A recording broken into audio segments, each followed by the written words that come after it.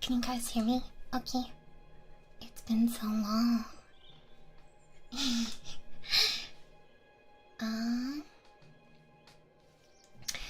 So today we're gonna be doing Elder Scrolls lore. I love Elder Scrolls so much.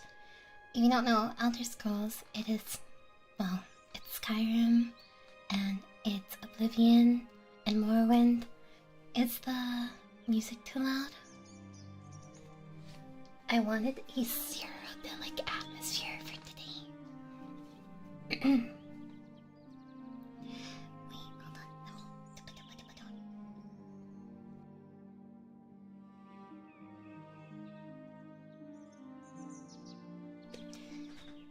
It's quite loud. Okay, I'll turn it down then.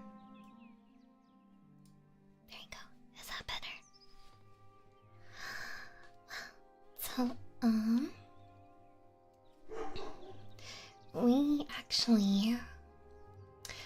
I got quite a few submissions to read various wiki articles and stuff like that, and I'm totally open to discussion and stuff as well. I hope you can't hear my dog, because she always decides to read or bark whenever I want to do ASMR. Who made these Elder Scrolls and why would they call them elderly? Oh, as far as I know, the Elder Scrolls are like past, present, future prophecy type things, and they're different. They're open to interpretation each time. So, dude, my dog is here. Well, today we're gonna start with. Let me see. Script. Oh shoot! Hold on. I almost forgot to mute my alerts. That would be bad. Here. 36 lessons of Vivek. Vivek has really wild lore. If you want to read along with me, there you go, there's the link. But here, I will start with Sermon 1. What is this exactly? Is this a summary, I think?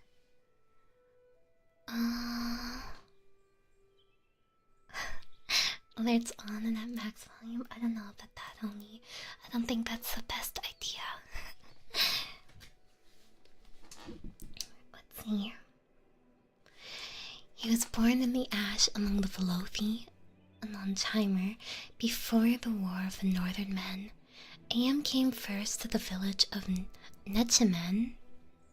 Wow, there are so many strange names already. It's wild. No worries, Irie. I hope that you have a relaxing day. And her shadow was that of 𝑽𝑰𝑬𝑽𝑬, who was the prince of plots. And things unknown and known would fold themselves around her until they were like stars, or the messages of stars. Am took a Nechiman's wife and said, I am a snake-faced queen of the 3-in-1. In you is an image and a 7-syllable spell. I am 𝑠𝑶𝑰𝑚𝑺, which you will repeat it until mystery comes. Then I am threw the Nechiman's wife into the ocean water, where the Druids took her into the castles of glass and coral. And they gifted the Nechiman's wife with gills and milk fingers, changing her sex so that she might give birth to the image of an egg. There she stayed for 7 or 8 months. Then Set came to the Nechiman's wife and said, I am the Clockwork King of the 3-in-1, and you is an egg of my brother's sister, who possesses invisible knowledge of words and swords, which you shall nurture until the Hortator comes. I think I've heard of this before. I know that I've heard, I think it was Drew from 𝑺𝑶𝑪𝑰𝑨𝑬𝑺 talk about, Vivek's lore. The way Vivek was formed is really... It's... yeah, I mean, you can hear it already. And then Set then extended his hands, and multitudes of homunculi came forth, each like a glimmering rope through the water. and they raised the Netchman's wife back to the surface world and her down on the shoals of Azura's coast. There she lay for 7 or 8 more months, caring for the egg knowledge by whispering to it the codes of Mephala and the prophecies of Aloth, and even the forbidden teachings of Trinimac. If you don't know who Trinimac is, by the way, Trinimac is Malakath, but it's before, well, he had an altercation with Boethia. 7 Daedra came to her one night, and each one gave to the egg new motions that could be achieved by certain movements of the bones. These are called the Barons of Move Like This. Really? Really? Okay. Then an 8th Daedra came, and he was a demi-prince called 𝑽𝑰𝑬𝑽𝑚. What does this mean? I wonder, is this supposed to be like some French inspiration?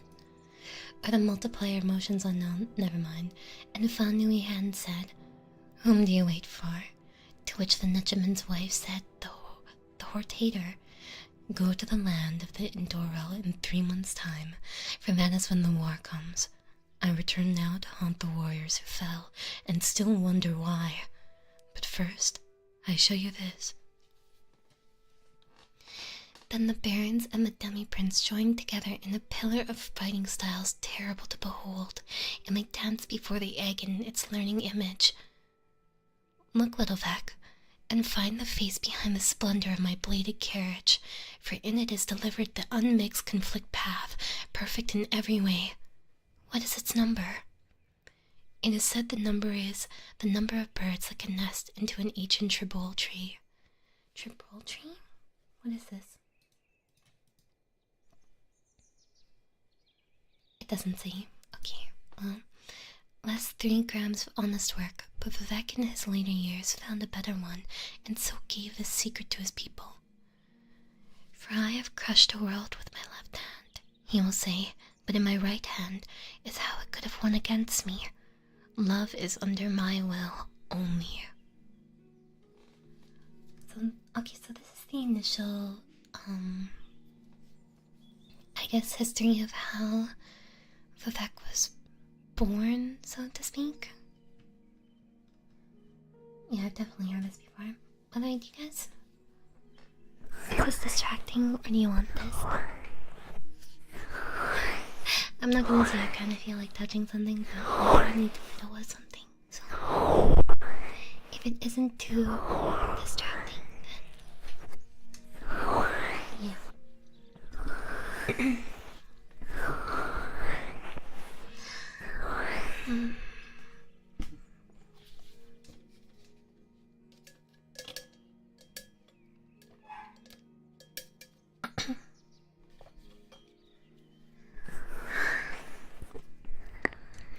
The Netchman's wife, who carried the egg of Vivek within her, went looking for the lands of Indorel.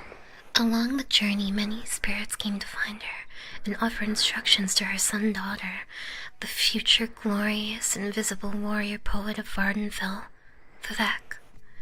The first spirit threw his arms about her and hugged his knowledge in tight. The Netchman's wife became soaked in the incalculable effort. The egg was delighted and did somersaults inside her, bowing to the 5 corners of the world and saying, "Thus whoever performs this holy act shall be proud and mighty among the rest." The second spirit was too aloof, and acted above his station, so much that he was driven off by a headache spell.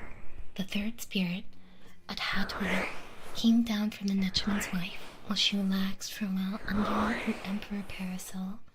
His garments were made from implications of meaning, and the egg looked at them 3 times. The first time, Vivek said, "It means nothing." After looking a second time, he said, "There might be something after all." Finally, giving Adhatur's garments a sidelong glance, he said, "Amazing, the ability to infer significance in something devoid of detail. There is a proverb," Adhatur said, and then he left. The fourth spirit came with the fifth, for they were cousins. like a ghost touched and probed inside the egg to find its core. Some say Vivek at this point was shaped like a star, with its penumbra broken off. Others, that it looked like a revival of vanished forms. From my side of the family, the first cousin said, I bring you a series of calamities that will bring about the end of the universe. And from my side, the second cousin said, I bring you all the primordial marriages that must happen within them, each one. At this, the egg laughed. I am given too much to bear so young. I must have been born before. And then the sixth spirit appeared, the black hands 𝑪𝑹𝑬𝑽𝑚𝑺, who taught the Philothi at the beginning of the days all the arts of sex and murder. Its burning heart melted the eyes of the Nutchman's wife and took the egg from her belly with 6 cutting strokes. The egg image, however, could see into what it had been before in ancient times when the earth still cooled and was not blinded.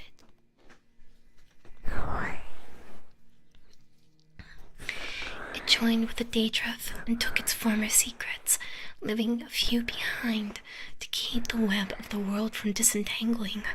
Then the black hands 𝑪𝑹𝑬𝑽𝑚𝑺 put the egg back into the Nutchman's wife and blew on her with magic breath until the hole closed up. But the Daedric did not give her back her eyes, saying, God hath 3 keys, a birth, of machines, and of the words between. With this sermon, the wise may find 1/2 of these keys. Well, I told you that it's a little wild.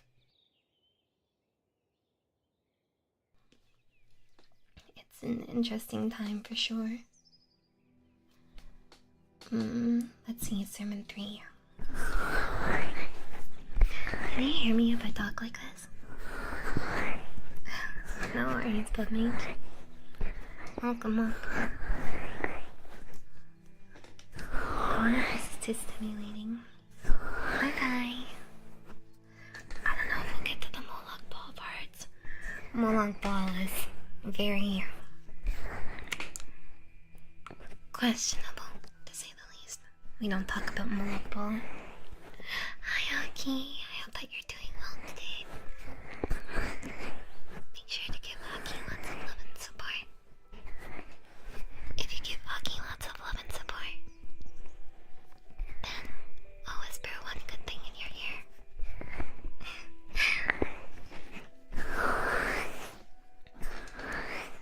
It's interesting because if I remember correctly, Vivek is like a humble narcissist almost. It's very strange.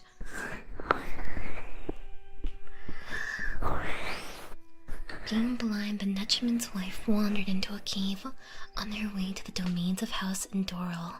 It so happened that this cave was a Dwemer stronghold. The Dwemer spied the egg and captured the Nutchman's wife. They bound her head to foot and brought her deep within the earth. She heard one say, "Go and make a simulacrum of her. A simulacrum of her, and place it back on the surface. For she has something akin to what we have, and so the 𝑽𝑰𝑽𝑚𝑺 will covet it, and notice if she's too long away."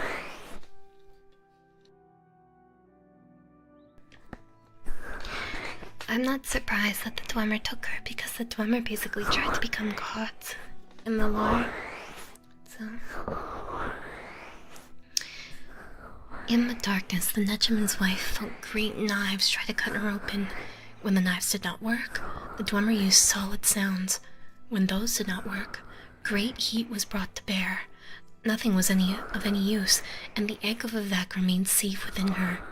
A Dwemer said, "Nothing is of any use. We must go and misinterpret this." Vivek felt that his mother was afraid, and so consoled her. "The fire is mine, let it consume thee, and make a secret door at the altar of Padon, in the house of 𝑽𝑰𝑽𝑚𝑺, where we become safe and looked after." This old prayer made the Nutchman's wife smile and begin such a deep sleep that when the Dwemery Atronachs returned with cornered spears and cut her apart, she did not awake and died peacefully. Vivek was removed from her womb and placed within a magical glass for further study. To confound his captors, he channeled his essence into love, an emotion that Dwemer knew nothing about.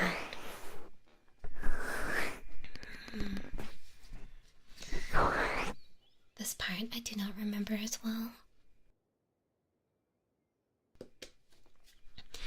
The egg said, "Love is used not only as a constituent in moods and affairs, but also as the raw material from which relationships produce hour-later exasperations, regrettably fashioned restrictions, riddles laced with affection known only to the loving couple, and looks that linger too long. Love is also an often used ingredient in some transparent verbal and non-verbal transactions, where eventually it can sometimes be converted to a variety of true devotions, some of which yield tough, insoluble, and infusible unions. In its basic form, love supplies approximately 13 draughts of all energy that is derived from relationships.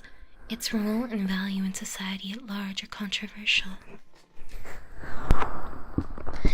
But Dwemer were vexed at these words and tried to hide behind their power symbols. They sent their Atronachs to remove the egg image from their cave and place it within the simulacrum they had made of Vivek's mother. A Dwemer said, "We Dwemer are only aspirants to this that the Velothi have. They shall be our doom in this, and the 8 known worlds, Nirn, Bakan, Red, Thunder, Rin, Akkad, Mara, and Juno. The secret to doom is within the sermon. The ending of the words is 𝑽𝑹𝑬𝑽𝑚.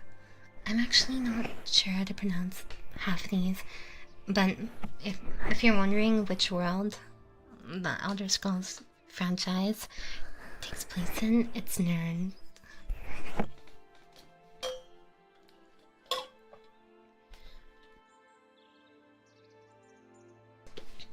So, if you don't know, basically, I think the way Nirn was formed was, I don't remember if I think it was like the primordial spirits, but yeah. So, the Daedra, so in order to make Nirn, the world that it's in, right, certain gods banded together. Some refused to help, and those are the Daedra. And those that did help, the Aedra, they ended up using a lot of their power, and so they aren't as powerful as the Daedra usually. And they were tricked, and the gods that agreed to help and then they changed their mind last minute, they ended up making, like, I think the sun, the moon, and the stars, because they tore a rift through the world, like through the universe, I guess. And so that's why we have those. It's really interesting. I'm not very good at explaining it, but the lore is amazing. So, yeah.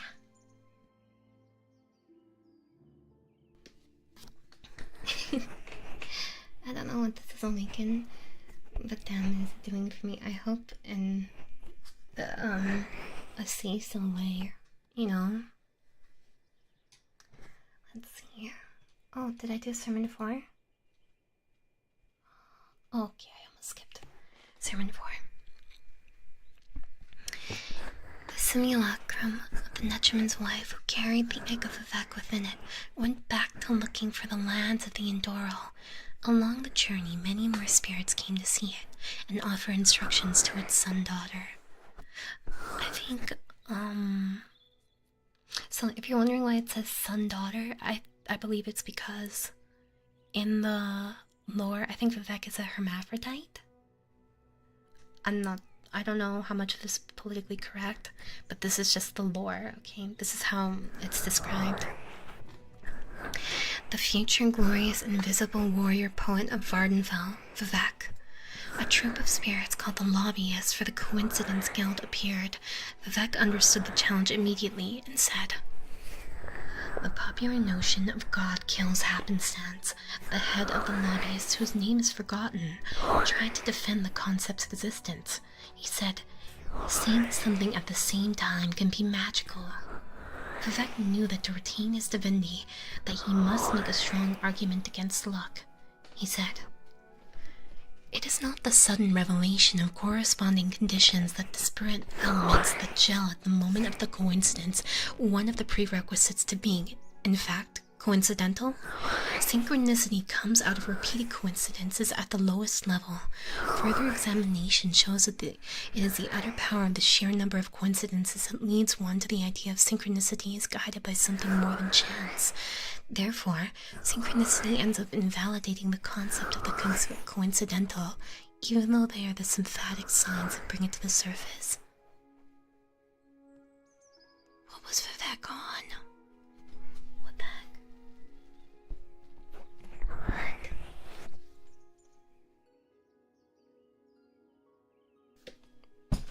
Ouch, Vivek, you're kind of pretentious, my man. Super pretentious. Thus was coincidence destroyed in the land of the Velothi. Then an old bone of the earth rose up from the simulacrum of the Netchman's wife and said, "If you are to be born a ruling king of the world, you must confuse it with new words. Set me into pondering." "Very well, Vivek. Let me talk to you of the world, which I share with mystery and love. Who is her capital? Have you taken the scenic route of her cameo? I have. Lightly, in secret, missing candles because they are on the untrue side, and run my hand along the edge of shadow made from 103 divisions of warmth, and left no proof." At this the old bone folded onto itself 20 times, and it became akin to milk, which Vivek drank, becoming a ruling king of the world. Finally the Chancellor of Exactitude appeared, and he was perfect to look upon from every angle. Vivek understood the challenge immediately, and said, "Certitude is for the puzzle box logicians of girls of white glamour, who harbor it on their own time. I am a letter written in uncertainty." The Chancellor bowed his head and smiled 50 different and perfect ways all at once. He pulled the astrolabe from the universe, from his robe, and broke it in half, handing both halves to the egg image of Vivek. Vivek laughed and said, "Yes, I know. The slave labor of the senses is as selfish as polar ice, and worsens when energies are spent on a life others regard as fortunate. To be a ruling king, I will have to suffer much that cannot be suffered, and to weigh matters that no astrolabe or compass can measure."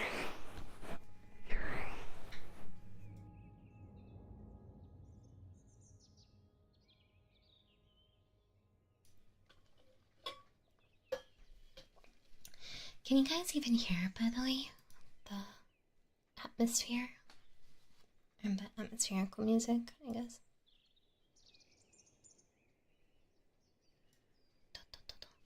It's even showing up. Oh, you can? Okay. Oh, Savathun from Destiny. I actually really like Destiny, lore. It's really interesting.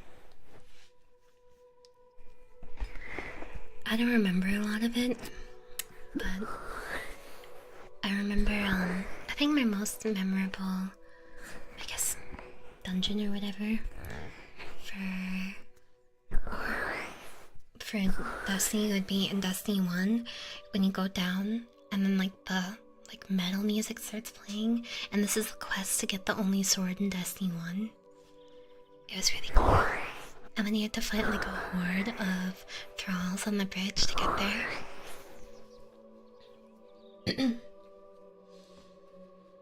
Let's see, where was I?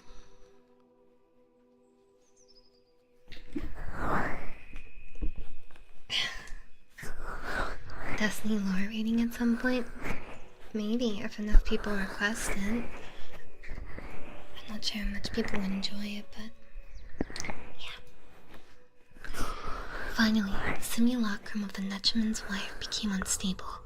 The Dwemer in their haste had built it shoddily, and the ashes of Red Mountain slowed its golden tendons.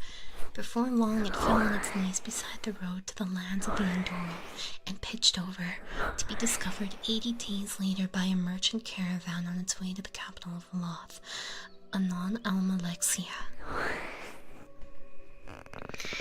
Vivek had not been among his people in all the days of his pre-life, so he stayed silent and let the chimer in the caravan think that the simulacrum was broken and empty. A chimeric warrior who was protecting the caravan said, "Look here how the Dwemer tried to fool us as ever, crafting our likeness out of their flesh metals. We should take this to the capital and show our mother AM. She will want to see this new strategy of our enemies." The hive lore is interesting, I agree. Like, I think that the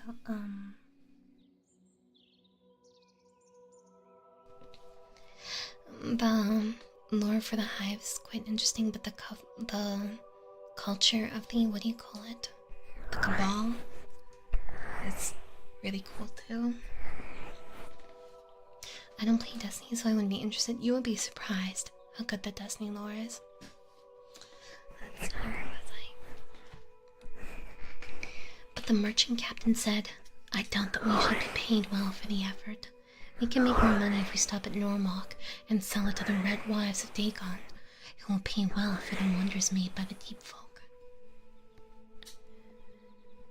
But another chimer, who was wise in the ways of prophecy, looked on the simulacrum with disquietude.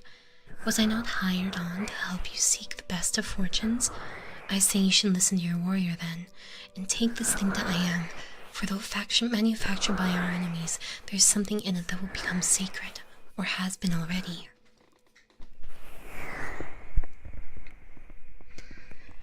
The merchant captain took a pause, then, and looked on the simulacrum of the Netchman's wife, and said, And though he hated always the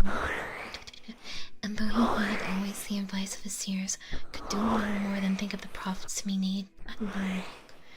He thought mainly of the Red Wife's form of recompense, which was four-cornered and good-wounded, a belly magic known nowhere else under the moons. His lust made him deny AM his mother. He gave order to change course for normal. Why didn't you listen? You don't listen. Before the caravan could get underway again, the chimeric warrior who had counseled passage to the capital threw his money to the merchant captain and said, "I will pay thus for the simulacrum and warn you. War is coming with the shaggy men of the north, and I will not have my mother AM at uneven odds with one enemy while tending to another."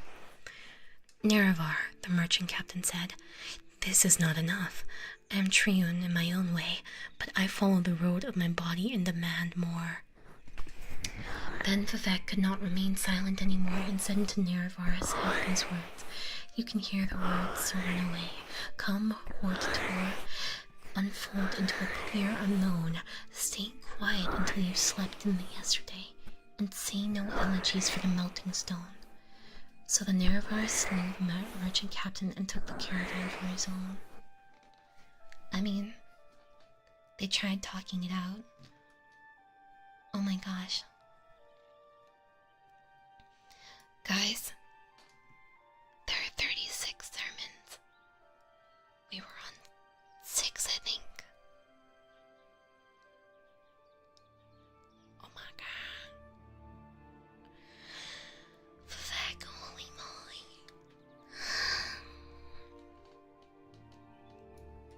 I did not know that Vivek talked this much. I knew there were a lot, but I didn't know it was this much.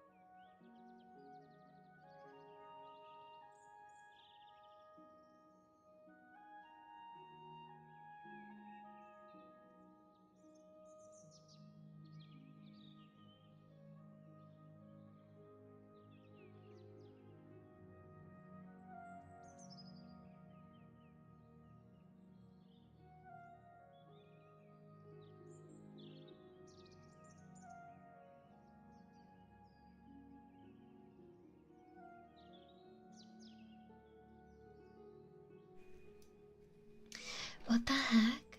I don't know what happened. My mic. Well, first I muted my mic on purpose, but then it just like I unmuted and then it didn't work. I don't know why. It was so strange. But you know, I was talking about Vivek. Wasn't Vivek like one of the pettiest like gods ever? Or like, I don't know if Vivek was quite a god. No, I didn't go to do anything. Okay, but yeah, didn't like 𝑫𝑰𝑺𝑍𝑺 send a boulder flying towards the city or Red Mountain or something, and then he like left it mid-air because he wanted to like blackmail his citizens, basically. It was basically like, if you piss me off, this is what I can do, you know, and just left it chilling there.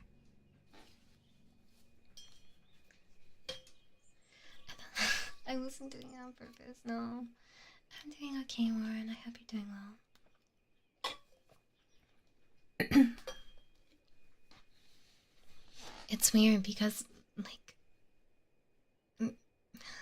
my impression of Vivek is so different because I know Vivek is petty in my mind. Like, he's very, like, petty and egotistical, but at the same time, like, has this weird charisma. I don't know how to explain it. Let's see.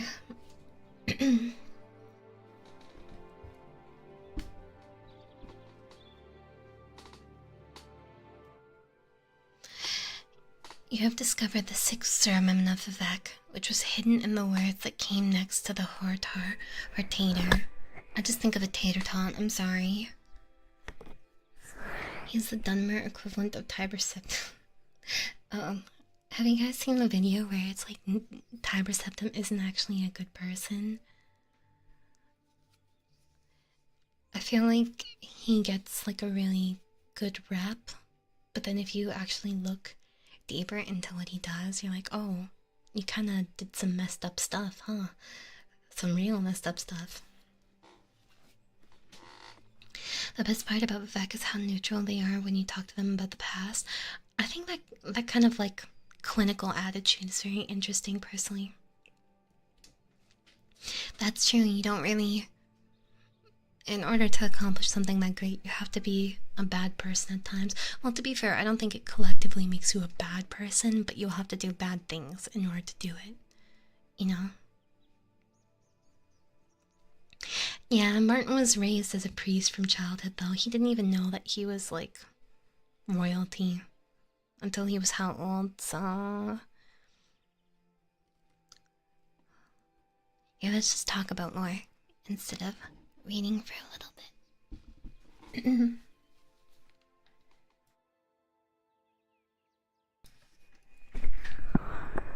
Here, is this cozy for you? I don't know. I was telling you guys about this, I think during the Oblivion stream the other day, but there's a theory that Nazim is gay, and like there's like actual circumstantial evidence for it. I don't know how many people here heard about it. It's Camelwork's new video. Hi, Angela. Martin also knew how to party, apparently. Really? Yeah. It's really interesting.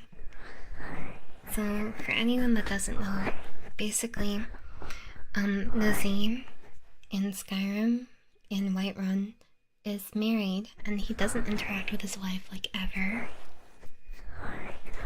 And he specifically is coded to only react to a male player being, like, undressed, you know? Hold on. Then you see that he was supposed to apparently have a property in, like, the Cloud District, but it was never actually added in.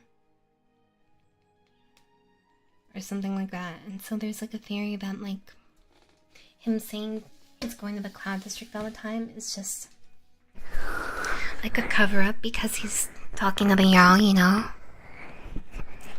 I've seen the Manslayer Gamer Poop. I used to watch Gamer Poop all the time. I'm doing okay. It could be better, could be worse. Hold on, I'm gonna be right back.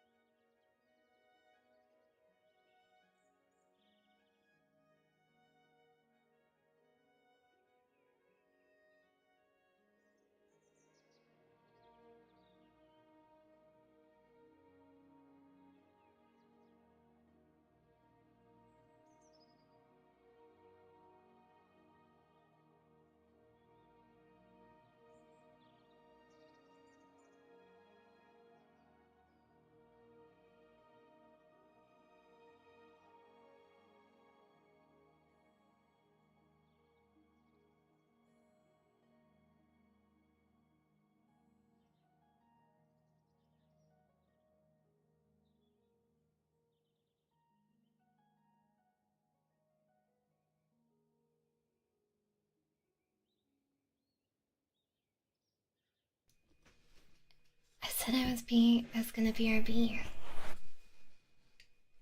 guys are so needy.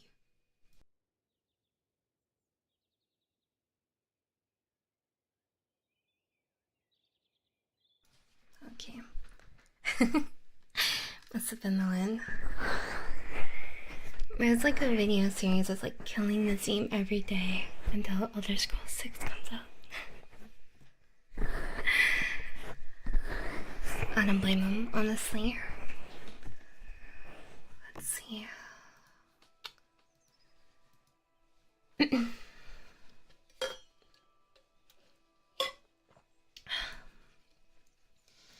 should I read next? I don't know what's wrong with my throat right now. I think it's kind of casual. Like ASMR is kind of nice though. It's nice to talk about the lore with you guys. Does anyone have like a particular like favorite story from the lore? I think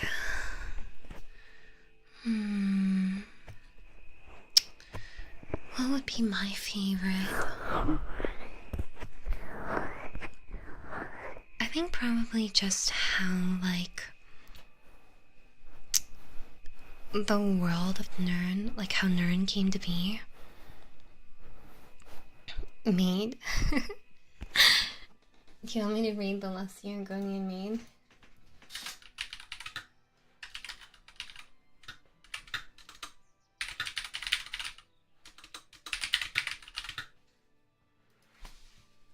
Where's the Argonian Maid? There we go.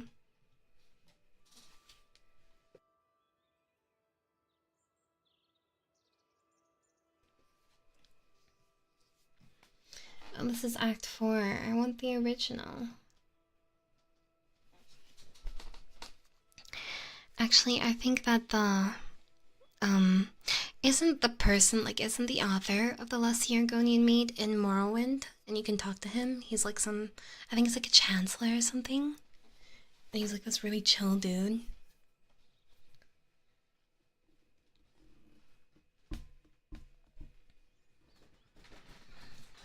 Oh, where is the full book? Is this the very first one? It says Act 4 though. What's this, Volume 1? Yeah, Crassie's Curio.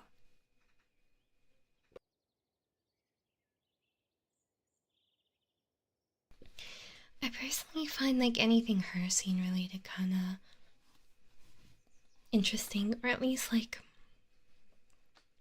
the were-beings that he's created. But the actual her scene himself I don't feel like has the most interesting lore. I feel like literally everybody is more interesting than her scene.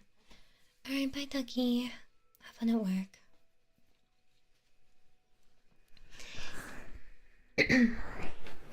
Let's see. Argonian Maid, Volume 1. Actually, I don't think anybody suggested this. Oh, Mana Marco's lore is pretty interesting too. I like the Falmer lore as well. Molag Bal is an asshole, but his lore is interesting. You say that, but people like Mehrunes Dagon exist and have one personality trait. At least Mehrunes Dagon was a main antagonist. At least Mehrunes Dagon can say that. Sheogorath's stuff is interesting, but I'm a hipster, so it's a little... Well, I mean, it's interesting, right? But I feel like some of it is crazy just for the sake of being crazy. You know what I mean?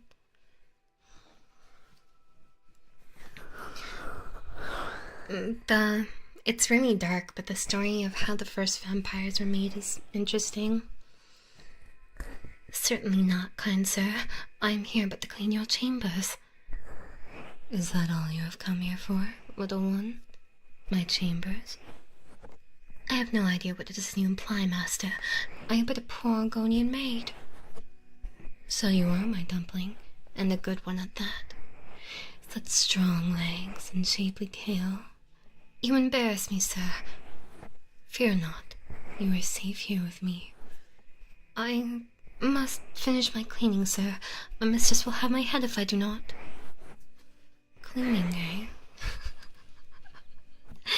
I have something for you. Here, polish my spear. My spear? But it is huge. It could take me all night. Plenty of time, my sweet. Plenty of time. Oh my god. God, what even happened? Wait, there are more books than this one. Oh, it's all euphemisms. It's all... Yeah. Here. Like, the next one, volume 2, is even worse. My goodness, that's quite a loaf. How will it ever fit in my oven? This loaf isn't ready for baking, my sweet. It is yet to rise. Oh! I was like, a loaf is kind of thick, don't you think? I don't feel like a loaf makes that much sense as a comparison. Oh my gosh, my polish is almost gonna drop.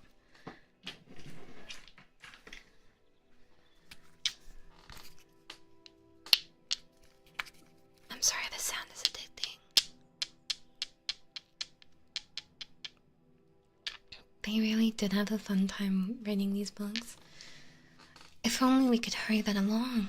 How would I accomplish such a task? Oh, my foolish little Argonian maid, you must use your hands. You wish me to knead the loaf? Here? Of course. But what if the mistress catches me? Your loaf was meant to satisfy her appetite. Don't fret, my delicate flower. I shall satisfy the mistress's cravings later. Very well, but I'm afraid my oven isn't hot enough. It could take hours. Foreplay? Plenty of time, my sweet. Plenty of time. This is what's really written in the Elder Scrolls, guys.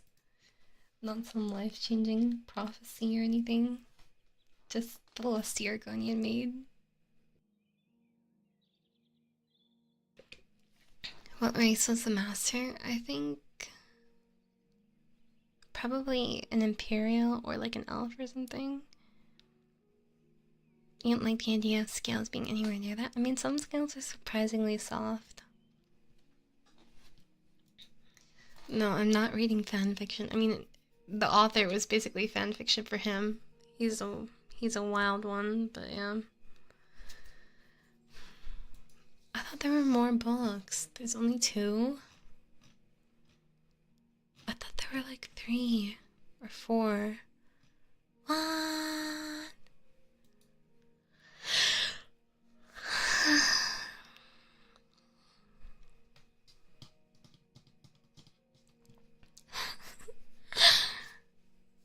Elder Scrolls looks like some teenagers fanfiction. It's just this one. Everything else is fine. It's all alright. The Skyrim mod community, they need help. They need a lot of help.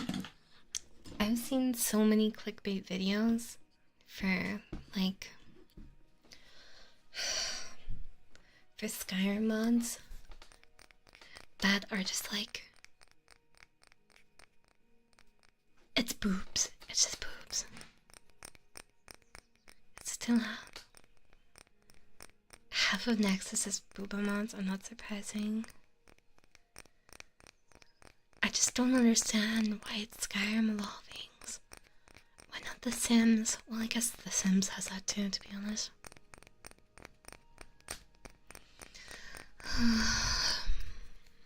Let's see.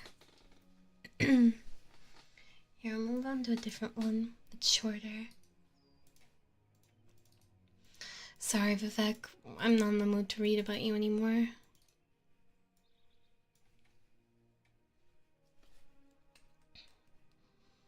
Thomas the Tank Engine is a dragon.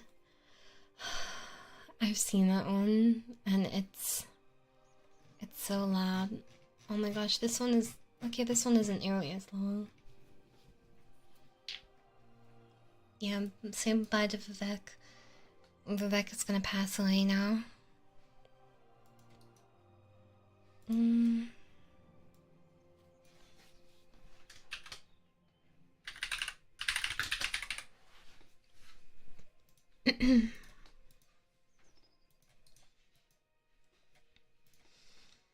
Let's see.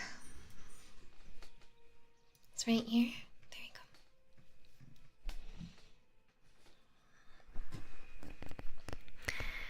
This is Zelda mod I really like for it, that adds a super depressing Zelda storyline where you're pretty much picking through the ruins of Hyrule. You can mod it? What? I didn't know that was a thing. I mean, Bethesda modders are kinda insane. Demolisher. The Clockwork City, also known as 𝑺𝑶𝑰𝑵𝑺, is a metaphysical clockwork realm created by 𝑺𝑶𝑰𝑵𝑺, one of the living gods of Morrowind. To replicate the mythic structures of Nirn in metallic miniature, it supposedly exists outside of space and time, and in the physical world, it is represented in the form of a clockwork globe that is no larger than a good-sized net, and requires an individual to be magically shrunk to enter. Although represented in miniature, the realm is expansive on the inside and encompasses an entire world. I would kind of like a pocket realm, you know, anytime like I just want to like relax and work on myself, I would go into the pocket realm. Time would pass differently in the outside world, and I would get so much done. The Clockwork City exact location is shrouded in mystery, with the city itself being described as a metaphorical made manifest. Statements about where the city is located more accurately describe ways to get to the city, rather than the physical location of the city itself. Sources from various eras had many theories of how to get to the city, many of which led nowhere. As a result, the city attained a mystical status, leading some to doubt its existence. Some theorized that it was accessible somewhere in the southern swamps of Morrowind, in close proximity to the Tear, or beneath the city of Ebonheart.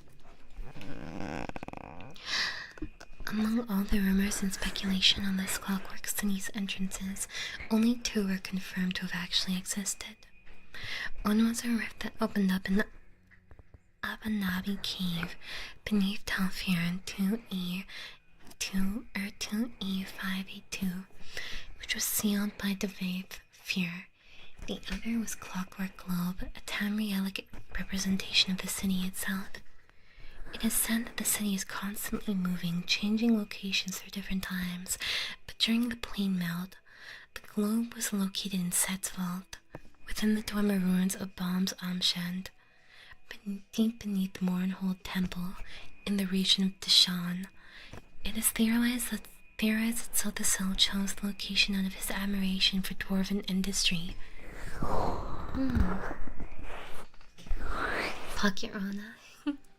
I don't think a Pocket Rana will ever exist. You never know, though.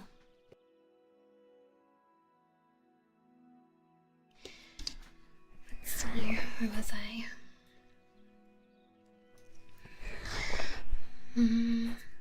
Skilled mages were able to create devices that allowed them to teleport into the city.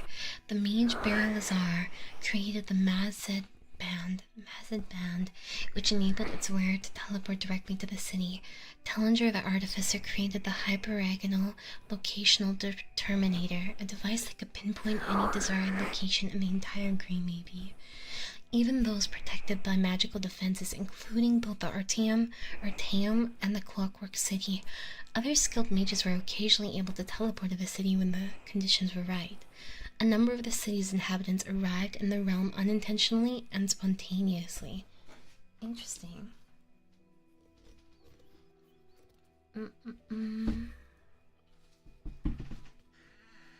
I need to get a new chair, dude.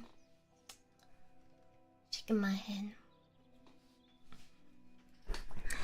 After the rise of the tribunal at the Battle of Red Mountain, to achieve a balance between the material and spiritual world, 𝑺𝑶𝑰𝑚 focused on mastering both magic and technology.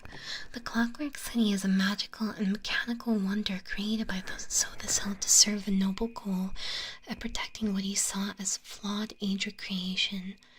You know, I really hope that in Elder Scrolls 6, there's a lot more 𝑺𝑉 involvement. You know, it's kind of disappointing how little the 𝑺𝑉 are involved in the previous quests. And I know that, like, they can't have the same presence on, like, Nirn, but still, it's sad. Bro really made female clones of himself, called them his daughters, but they call him husband. Doesn't he also have the last Dwemer, too?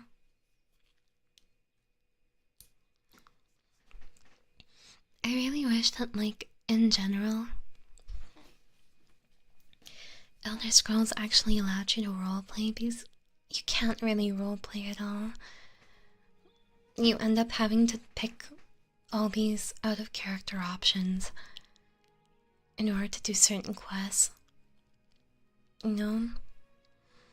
And, like, at the very least,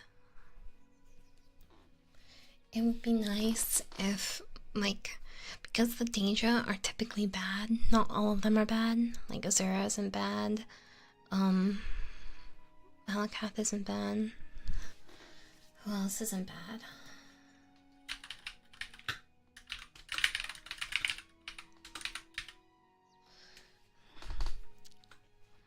I'm not sure.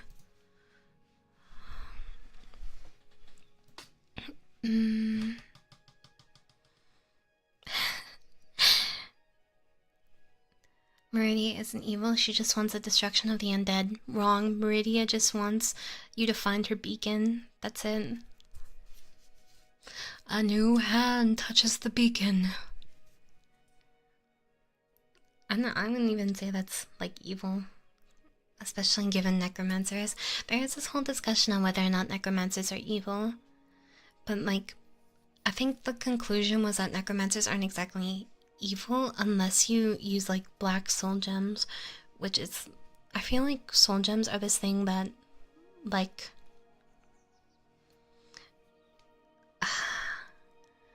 Tamrielic society is, like, desensitized to, if that makes sense. Because even though they're called soul gems, right, it doesn't really click to you that, like, an actual living, breathing person or animal was in it, you know, or is trapped in it. So it's a little bit weird. Without black soul gems, it's not necromancy, it's conjuration. But I mean, you can use a white soul gem to charge. It just doesn't charge as much. If it's a white soul gem, which is, like, lesser lives, I guess, as bad as that sounds, like animals and stuff, then it isn't, they get set free. But if it's like a black soul gem, that's a human soul that gets sent to the soul cairn, I think.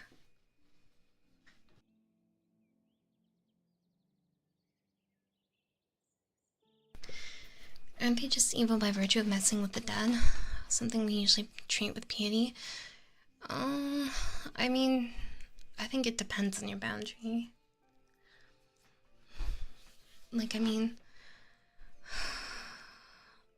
using a soul gem doesn't necessarily equate to necromancy or anything like that, but the things that necromancers do with black soul gems in comparison to like actual, like just like regular mages would just use them for basically charging a weapon, which if you think about it, isn't that kind of fucked up? Like you die, you get soul trapped, right? And then you just use to charge like this person's Daedric dagger. How shitty would that feel? You know, it actually blows my mind that Jeb still hasn't, I think that's his name, right? Jeb still hasn't gotten like used in the soul cairn. What if you use the black soul gem of a horrible person? I mean, I don't know if it's actually clear exactly what happens when you die in this universe. Like the Nords, if you die in battle, you go to Sovngarde, I think. So I was trying to say melee aren't as important at the story of Elder Scrolls since Daedra are basically a dime a dozen, and by design, they want the Daedra to exist in a morally gray area. I think most of them are like somewhat morally gray, or at least they'll help when they want to sometimes. I think Azera is probably the most good Daedra, quote unquote. And then what else? Where else do you go? There's Sovngarde. What is the afterlife for everybody, for every other race? I don't actually know. Oh, if you're under Hircine, you go to Hircine's hunting grounds and you hunt for like the rest of your life. Like if you're a werewolf or a werebear. I want to see a wereshark. There's no actual proof a wereshark exists, but I'm just saying. I know there's multiple realms or places that people can go depending on the culture. Yeah, and if you're like signed to a Daedric Lord, then you go to their plane of oblivion usually. Yeah, but what about for Aedra? I don't know anything about Aedra. I imagine for like Julianos or something, like you read for the rest of your life. It's like was it Labyrinthia Apocrypha? I don't remember. I'm talking about what's his name? The ugly tentacle ball. It's like his realm, except you don't go mad. That's how I assume Julianus would be. Because I think Julianus is like the patron god of like knowledge and wisdom. Oh, Hermaeus Mora, yeah. I read that there's a lot more monsters than just werewolves in Tamriel. Yeah, there are more, but like there's the werebear, which you see on Soulstime, I think. Werebear, werewolf. There's more than that. Yeah, Elder Scrolls Online is still doing well. Let me see. Where features Tamriel.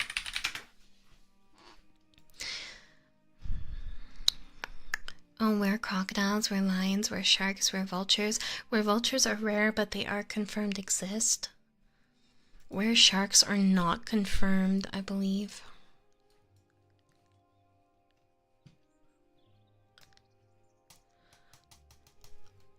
Like, there's an article for rare sharks, but as far as I know, they are not necessarily 100% like true.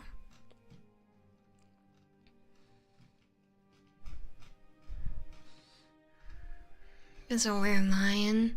I am the were boar. I guess they would call it a were hog. A were crocodile, also known as crocanthus. Can you put like those little like pins that you have for your crocs on a crocanthus? Can a were-shark exist out of water? That's what I was wondering. Like, what if you randomly accidentally transform as a were-shark? Do you just like drown in the air and die?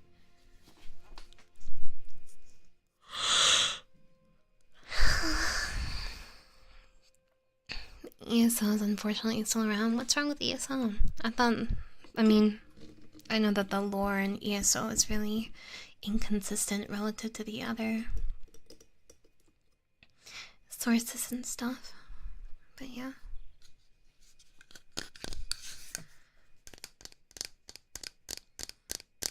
There is a mod that changes your werewolf skin to a were-shark in Skyrim. Oh really? I guess that's not surprising. That's fair, Hazen. The lore in ESO gets thrown off a lot, which is a shame because Elder Scrolls lore is really good, and it would be nice if it was kept consistent.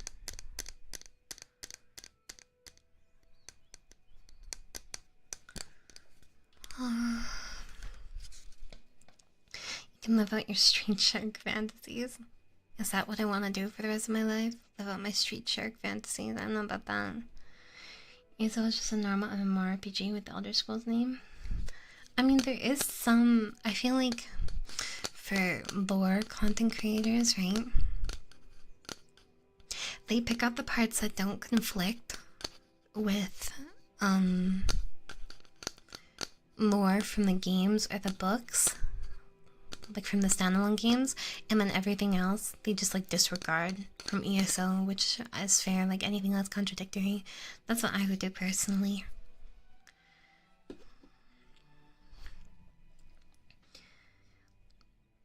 Honestly, not much hope for the future Elder Scrolls lore. All the cool stuff was written by Michael Kirkbride, who isn't employed at Bethesda anymore.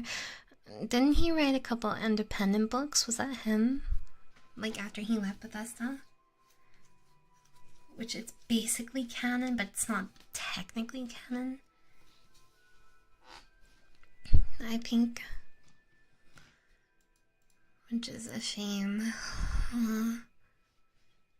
But today's gonna be a really short stream. But tomorrow I'll be doing karaoke.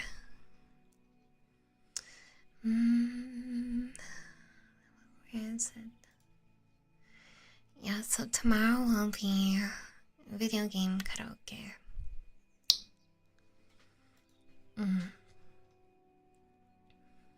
The illustrations for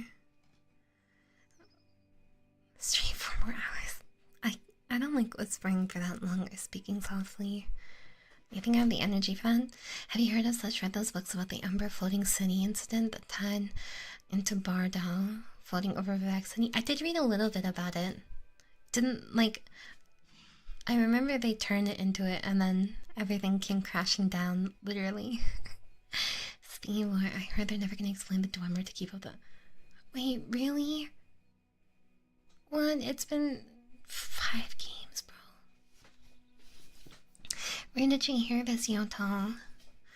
You want some more that'll make you scratch your head? Read Warframe lore? What's Warframe lore about? I've never read it. What's up, Liz? So I'm looking at the werebeasts right now, and all of them. The only difference for the werebeasts basically is that they're bipedal. It's basically the same animal except they're bipedal. Think you'd ever consider.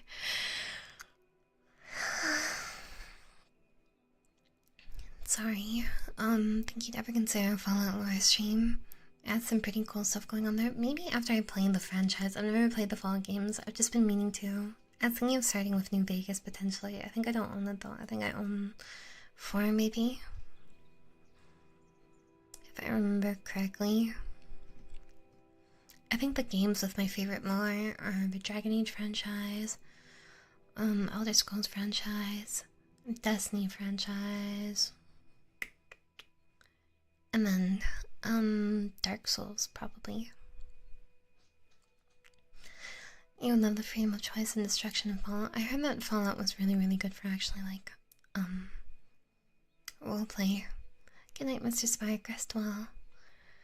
No, I never got into Fallout. It was too scary for me. But also, I think when I was younger, the the world really put me off because everything's so depressing looking in Fallout.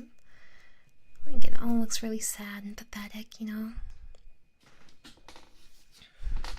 How's the lore in Divinity? The lore in Divinity is really interesting.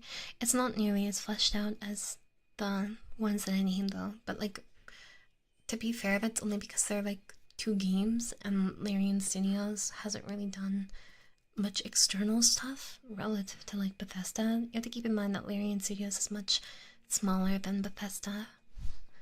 And Larian Studios has been working on what do you call it? They've been working on Baldur's Gate 3.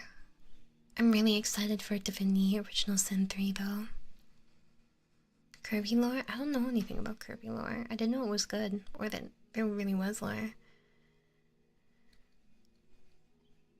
But yeah, the Fallout looks good and it looks fun to play. It's just the world is so ugly. I'm not even talking about graphics. It's just like the color palette of everything is so dreary, you know? Glad Baldur's Gate 3 is finally coming out. Is it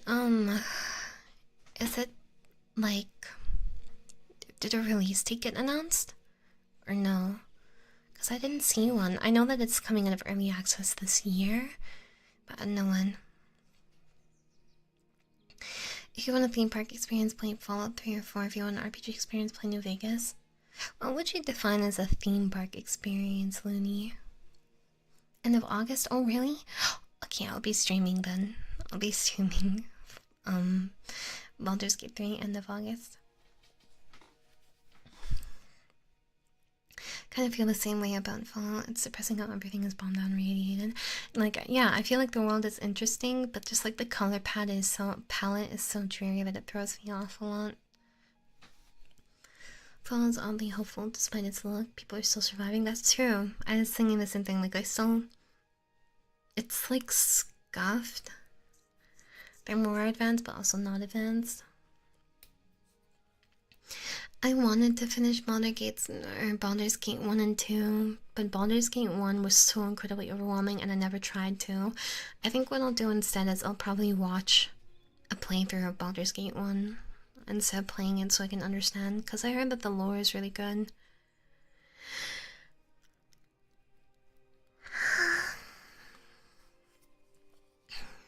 And like, oh yeah, in Fallout, it's interesting how the world just recreated itself. Like, there's casinos and stuff, you know, the same things that existed like before bombs exist again, the same recreational activities, and like people have learned and adapted. It's so wild to me. It really is a testament to the human spirit. I finished Baldur's Gate 1 a couple months ago and I honestly do not recommend it. It's pretty short though. Oh, that's good to hear. Why don't you recommend it though, Bo? So by theme park, I mean you aren't connected to your character, you are watching a character. Oh, I see. So there's like a lack of autonomy. You're kind of just like, you're there for the ride. Okay, I kind of get what you I almost dropped my cup. Holy moly.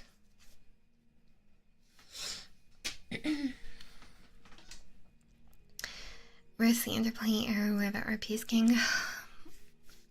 Actually, when I went to get my computer built yesterday or the day before, right? I was talking to a person that was helping me build my computer, and I was saying, because we're talking about video games, and I was saying, yeah, it's a shame that there aren't any good RPGs, and he also loved Dragon Age, dude. And I was like, Origins? And he's like, yeah, Origins. And I'm like, yeah, that's the best one. And we were both like saying, yeah, there aren't really any good RPGs nowadays. Like, I feel like every single time RPGs get more and more linear, and it's like, that defeats the point of like RPGs, you know? Fallout 3 and 4 and New Vegas are very distinct experiences, and I love them both. But you know what you're getting into. No, that's totally fair. Actually, when we were watching we were watching Annihilation this morning, And I was saying that I think Annihilation, if you take it as a metaphor rather than an actual science fiction like movie, it's okay. If you take it as a science fiction movie, it's not good. Because if you take it as a metaphor, then you don't have the same expectations going in for it to be an actual science fiction movie with explanations and like thorough world building. You know, you haven't been very active lately, Derpy. This is on you. It was between Annihilation and Cabin in the Woods. But yeah, Annihilation was super interesting. I think it was like a super interesting world that really did not have much done for it. RPGs post Skyrim kind of fell off, didn't they? I mean, Divinity was good. Divinity was really good. Skyrim itself, it says, wide as the ocean, but deep as a pond. I feel like there's a lot of like little details that you really gotta fish for in Skyrim, otherwise you're gonna have a shallow experience. You know, and a lot of stuff for Skyrim is supplementary. You don't find it actually in Skyrim, you know? Pathfinder is recent and it's one of the best CRPGs that I've played. Let's see. I wanted to play Pathfinder and I wanted to play Tyranny, but at the time it was so text heavy for me. It was super overwhelming, but I might give it another try when I have time. It's also more about the message than worrying about the logistics of the situation when examining a work with metaphor. Yeah, see, like, if I knew going into Annihilation that this was supposed to be more of a metaphorical work rather than, like, an actual true science fiction, I would have had very different expectations and I wouldn't have been disappointed because I knew what to expect. You know, I knew I wasn't getting a certain experience going into it, which that's totally fair. Like, there's nothing wrong with that, you know, but I think it probably needs to be clear to the audience going forward. Like, you gotta really commit to a metaphor path if you're gonna make a movie a metaphor with these elements, in my opinion. I did technically try Tyranny once, and then I closed it after like 15 minutes when I saw the essays and essays of text. Everything nowadays is about graphics and less about story. Even indie RPGs now just feel like mobile games and more like a cash grab. I feel like there isn't really any proper comparison I have, honestly, for that. Like, I think it depends. Have you ever played Kingdom Come Deliverance? No, I heard it was very good though.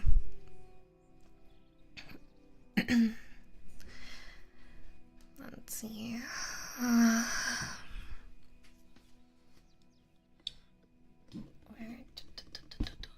there's like a sticker stuck to the bottom. You know, I've never played Tyranny. I just have heard good things about it. If that makes sense. I'm starting to find more and more as I get older that the older games generally had more going on than just we look pretty, because they had to have stuff going on other than graphics and so on. I think that's a valid point. I think that there were definitely a lot of games like that where you realize now, like, there's a reason. I feel like there was a lot more soul put into it before because video games were less of a money-making business, you know? What are your thoughts on Morrowind? Unfortunately, I haven't played it. I tried playing it, but the controls were really weird for me, and I couldn't fix them at the time. I might give it another shot, because I heard it's very, very good. So I'll probably do that eventually. I don't know when. But from what I've seen, I do enjoy it. The learning curve can also be pretty steep, but that game is good in spite of that. Wait, which game? Tyranny? Or Kingdom Come Deliverance? Oh, Kingdom Come Deliverance. Okay, yeah. I just feel like, I think another thing, right, is that a lot of the times, have you noticed that there will be missed or lackluster storylines because they plan on inserting it into DLC, and that kind of ruins the experience? You know what I mean? And I think that that's part of the reason why writing isn't as good anymore. Like, for example, if you look at Diablo 1 versus Diablo 4, it's a world of difference. Diablo 1 is just kind of its own thing, and Diablo 4 wasn't even out, and there were like 3 battles. Yeah, I don't understand that. Like, if you have to add additional costs beforehand, then I don't know what to tell you. I don't feel like you're selling a complete game. Like, I understand battle pass, but the thing is, if you're paying $100 for a game, right, and then there's a battle pass on top of that, what are you doing?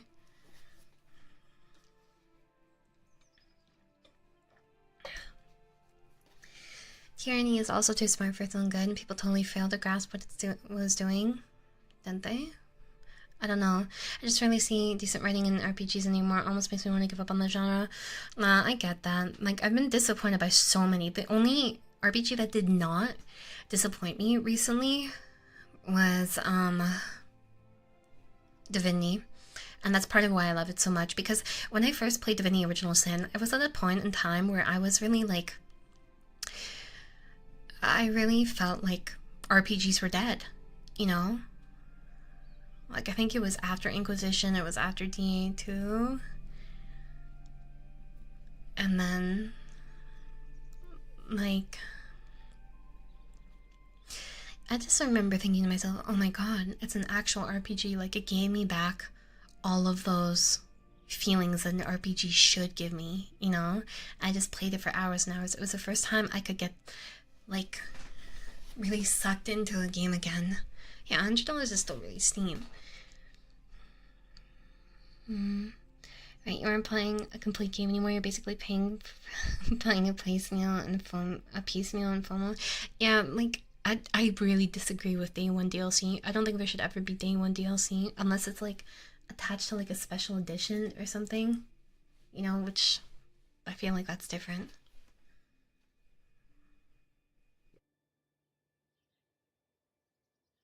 Honestly, I think about selling all my consoles, etc. a lot lately because games are just a money sink these days. I'm tired of being sold a piecemeal content.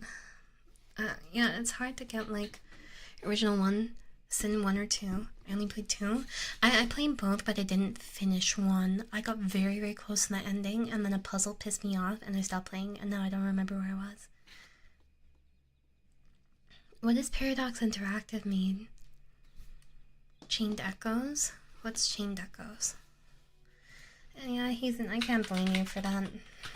Because I just think, what is worth buying on console that I can't get on PC? Oh, this looks interesting. What is this? Oh, this looks pretty.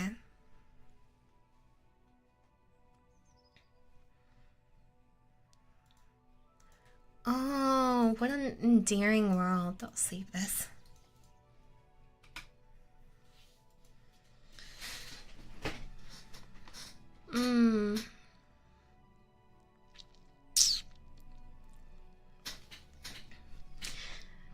I'm honestly an even flip, but I need my PC to talk to my friends and watch my Yoshi.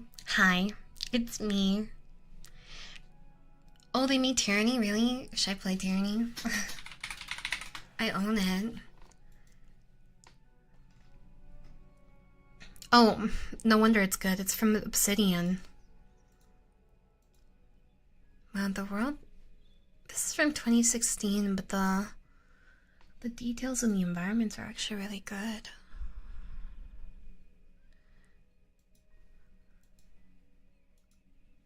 I don't remember them being this good. I love the old style portraits. Like, there's no words to describe how much I love these old style portraits. It just like, it brings this wave of nostalgia to me. You know, honestly, when people pay $300 for a complete game, if they include, that's, no, see? Like, that's the problem. Have you noticed the increasing cost of games nowadays? It's crazy how much you pay. Hi, CPD. The Tyranny DLC, it's not worth it, really? I think, the only thing that bothers me about Tyranny, at least when I played it before, it was extremely overwhelming for me to get into. I'm kind of sad that there aren't many more reviews of Tyranny. Gold edition, what is this? A portrait pack? Oh, you can't do that to me. I'm gonna want to buy it. These are so cool. I miss these like old style portraits, dude. It reminds me of Neverwinter Nights. I used to play the like so much Neverwinter Nights when I was a kid. Neverwinter Nights was like the only RPG that let me use a scythe. No other RPGs let me use a scythe. I've yet to see a $70 game that's worth the price. God, what is there? Sekiro? Was that? I feel like people found that worth the price. The price of games is going up by so much if you include DLC. I know, it's crazy, right? It's absolutely insane.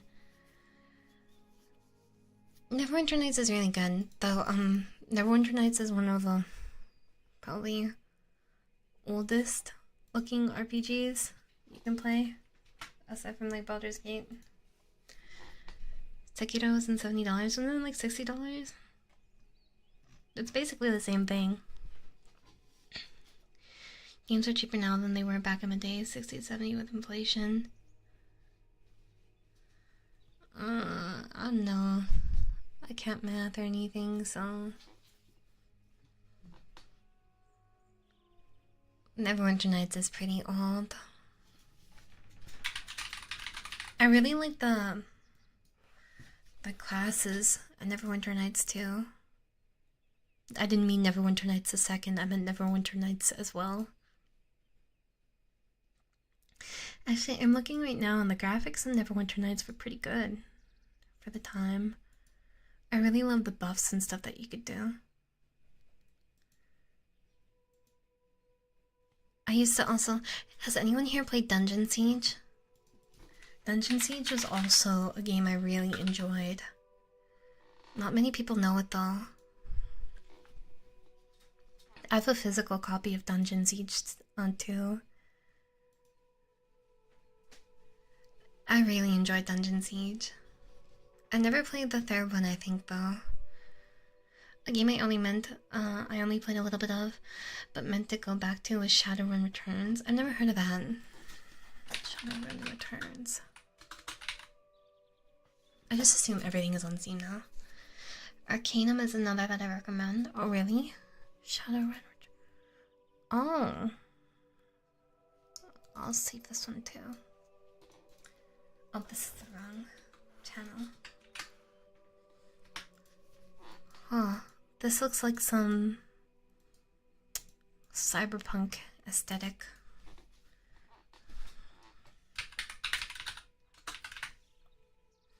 Arcanum of Steamworks and Magic Obscura. This looks lovely. Oh my gosh. I don't think it, well, I mean it does look aged, but I like this kind of aged a lot.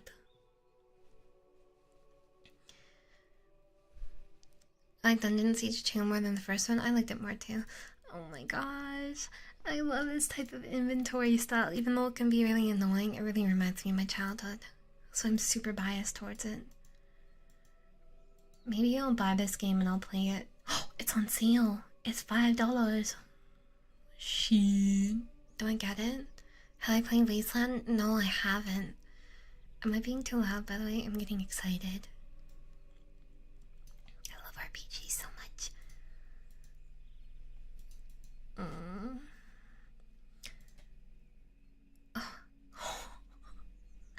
Okay, I'm looking at Arcanum, right? And it's showing a bunch of girls in like leotards, and then it's like, what can I get for you? How much for a girl can I get to? And I thought it said, can I go raw? And I was like, oh. I mean, it's in context, to be fair.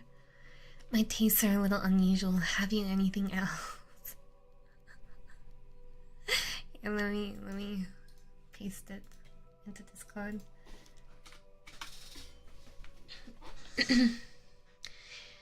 Wasteland is a bit more hit or miss as a series, honestly. Really? Let me look it up. By the way, when I like RPGs, oh, I think part of the reason that also kind of put me off Fallout is that I like fantasy RPGs. This looks interesting though. I should be more open-minded. I'll save it.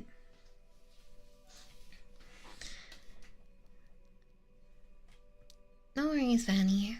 You know another thing too, look at Red Dead Online. It was amazing, but they gave up on it because it wasn't making as much bank as GTA Online. Really? That's such a shame. Especially since, like, I wouldn't be surprised if eventually people went to Red Dead Online. I feel like the world that you like is so different, like role-playing potential too. Arcanum is well written. It's got what RPGs lack nowadays. Seth's review is how much. If I intend to play Arcanum, right? Should I still watch the review first or wait till after I play the game?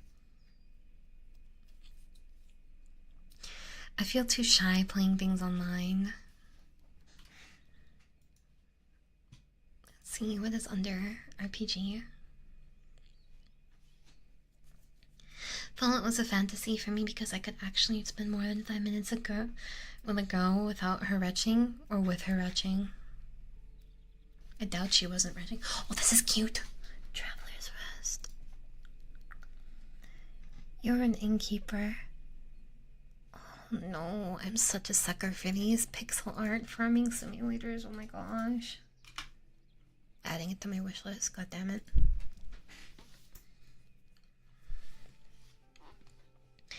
Well, I don't mind spoilers, but some games maybe it's better to experience without spoilers, you know what I mean?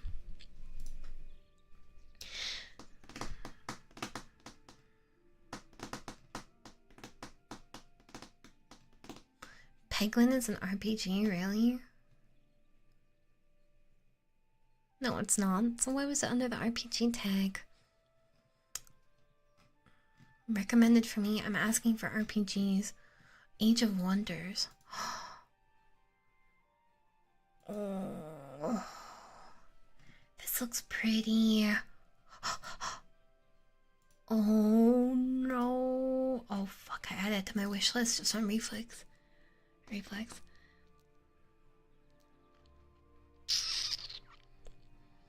I heard Octopath is really good. I've never touched it though.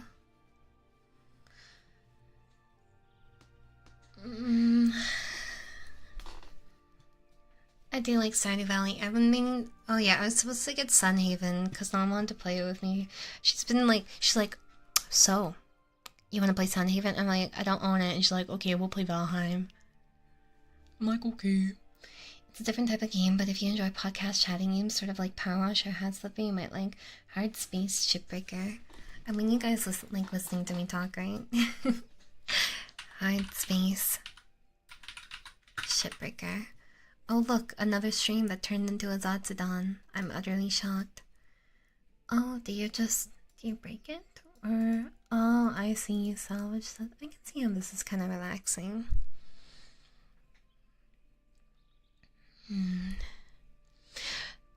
That's not if you, the Queen of Min-Max. Dude, one time I was playing Played Up with Nan, and she is, when we play Played Up, she goes so hard, bro. And I'm just like fucking around. And she's like, you can't do that. You can't do that, Rana. If you do that, then it's not efficient. I'm like, okay. Sadly, you have mentioned everything that I like and love the voice. Well, I mean, isn't it a good thing that I mentioned everything that you like? Oh, oh my gosh, this looks so cute. I've been wanting this for so long. They're supposed to be, what do you call that? That game, something fish. Cuttlefish. Is it Cuttlefish Games? I'm glad you're enjoying the stream, Graplion. I think it's Cuttlefish Games. They used to publish Stardew Valley, I think. But they're working on like a witch academy simulator. And I've been wanting a really good one for so long. With like really in-depth mechanics and stuff. But I haven't gotten one. But I'm looking at this one now and it looks super cute.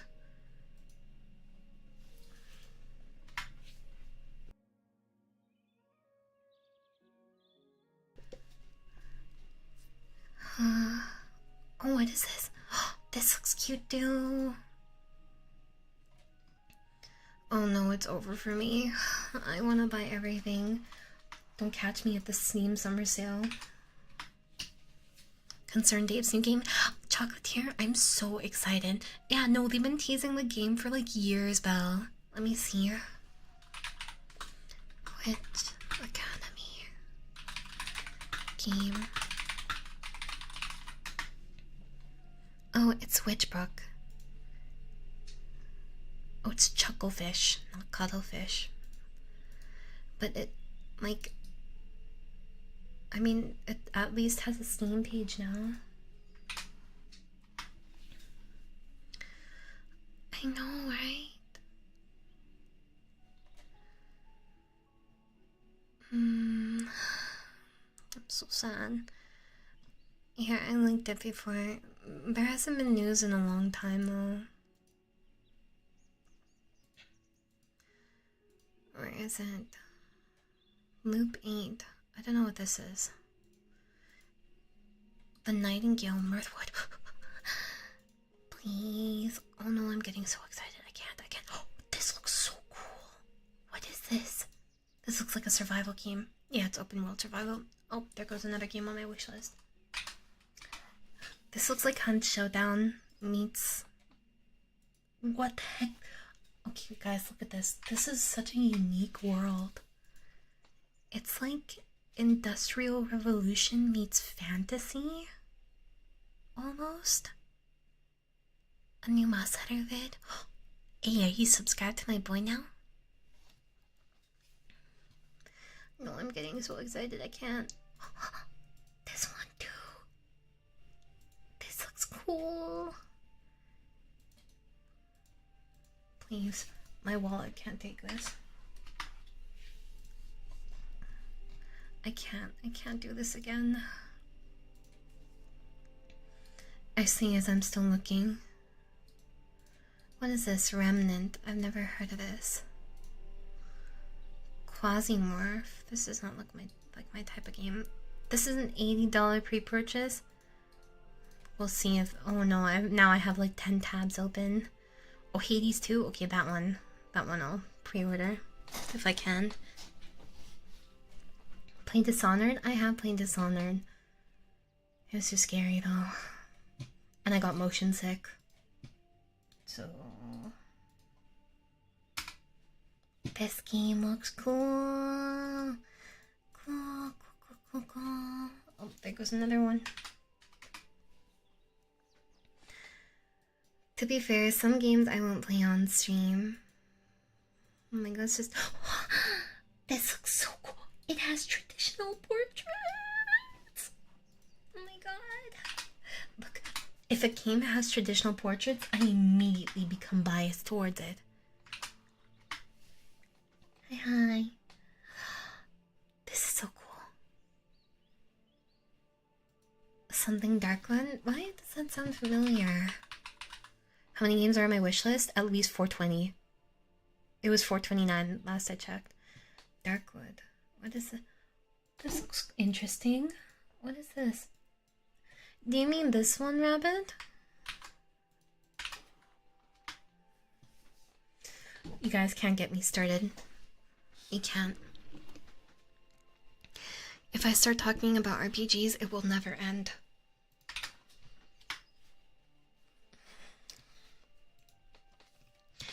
That isn't even including the games. Oh my god, this looks so cool. These all look like concept art. Oh, it's a Souls-like game? Remnant. I think I've heard of the initial one, actually. Wait, I think I might have seen someone play the first one before. Oh, Manor of the Words. Is this... Oh, it's a city builder. Is this an RTS? It doesn't say RTS, though. It's on my playlist. Or not my playlist, my wishlist now, though. I'm looking at Manor Lords. RPGs need the publicity. Yeah, but I don't have any publicity to give. I'm a nobody. Big sorry. Lords of the Fallen. These look like concept art. This is concept art. It's another Souls-like. Well, I guess it's going on my list. Again. Enshrouded. Oh, this looks lovely. It's an action... Oh. Ow. Oh. Okay, well, I'll still add in. I'm not really one for action RPGs. Like, I don't mind action RPGs, but it's not my first preference. I prefer turn-based or just like, I don't know. I don't even consider Dragon Age an action RPG until the second or the third. Welcome, Icon. I hope that you enjoy your membership. Welcome, welcome. God, you cannot make me talk about RPGs, otherwise it's over. Oh, what's this one? It's an MMO. No, I'm sorry. I'm not ready to get hurt again. Power World, Creature Collector. Hold up a second, guys. Look at this.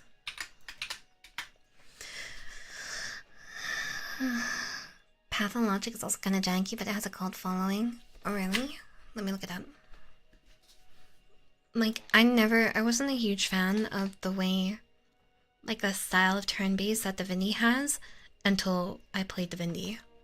You know?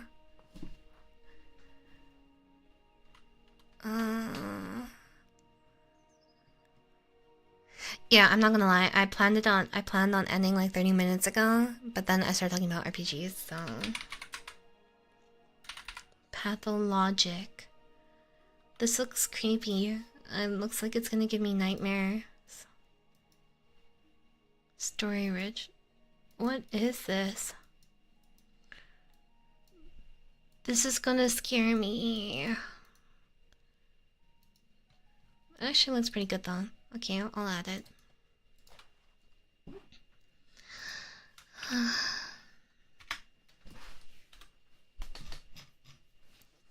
Expeditions Realm.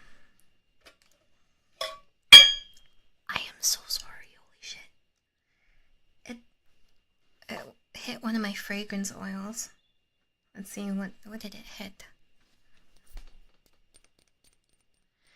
Orange, ginger, clove, and bergamot essential oil. Oh, I see teeth marks from when I tried to open it with my teeth.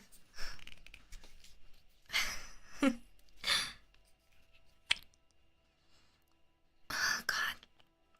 That is potent. If you're wondering why I have essential oils, it's not because I got scammed. It's for my humidifier. Oh, how do I close this now? Gosh. I hope that you're having a good evening too, Germ. Have I played Greedfall? No, let me look it up right now, though. If you're gonna complain about your ears, that makes me tempted to actually destroy your ears.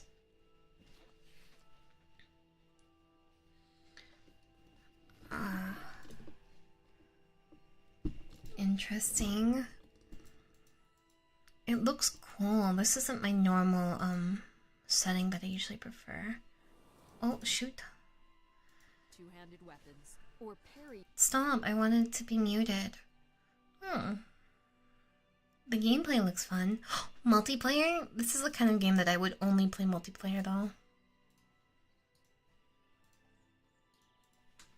In my opinion.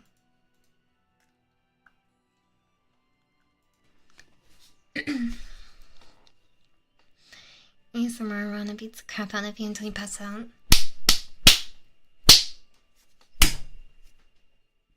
There you go. Rosemary and peppermint oil on hand for mine. Let's see, I have... What is this? I haven't opened this yet. Organic Rainbow Abbey.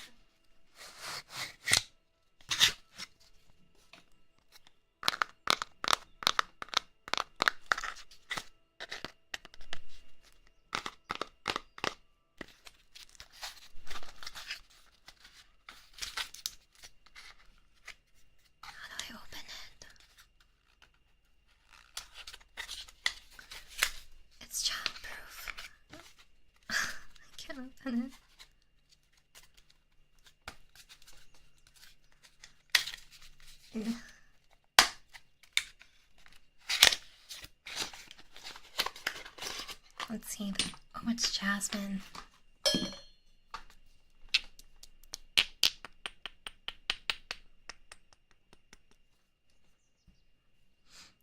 Let me see.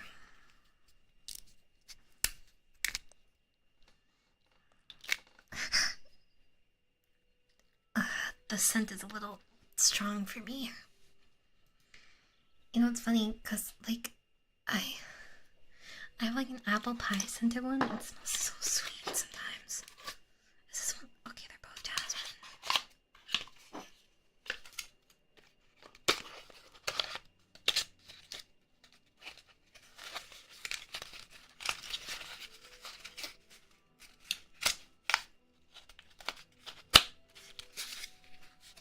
Prison.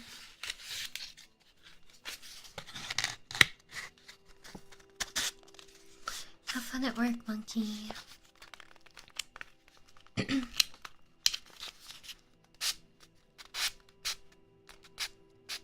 you go.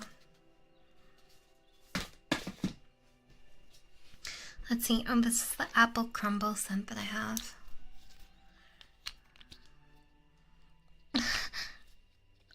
Oh my god. The after smell is nice, but the initial smell is so sweet.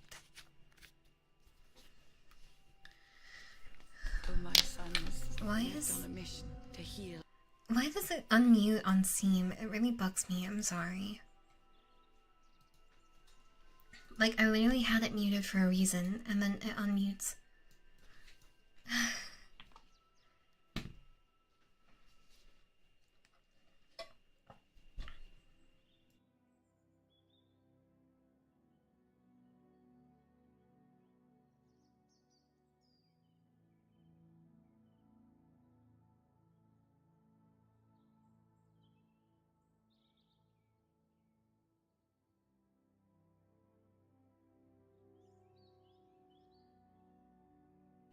I forgot to unmute.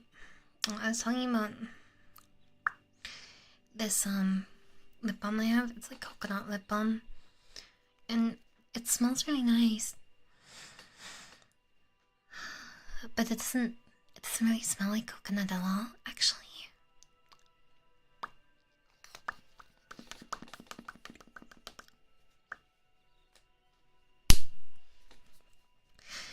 I would say, like, if it smells like anything, it probably smells like white chocolate almost.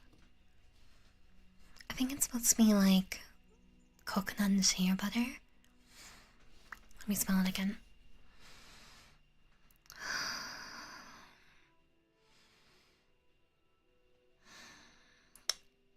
Yeah, I guess it's very much like white chocolate.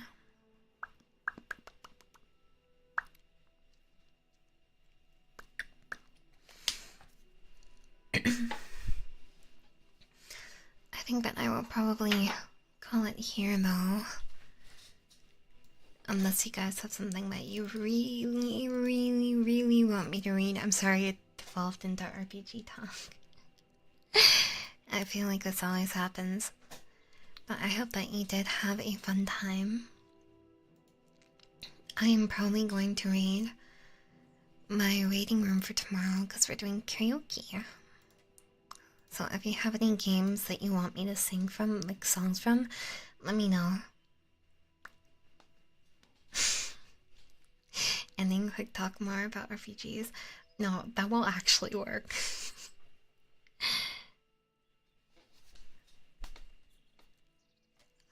I have so much fun talking about RPGs. I really, really love them. And it makes me sad because there aren't enough that really do the genre justice, in my opinion. You know? I'm sorry, Duke. I could not get through them. They were so long. So long, dude.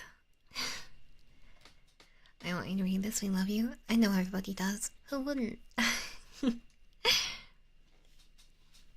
We can make another Elder Scrolls lore somewhere. I'm not sure. Maybe for like members only or something. I don't think it's super accessible for newer people.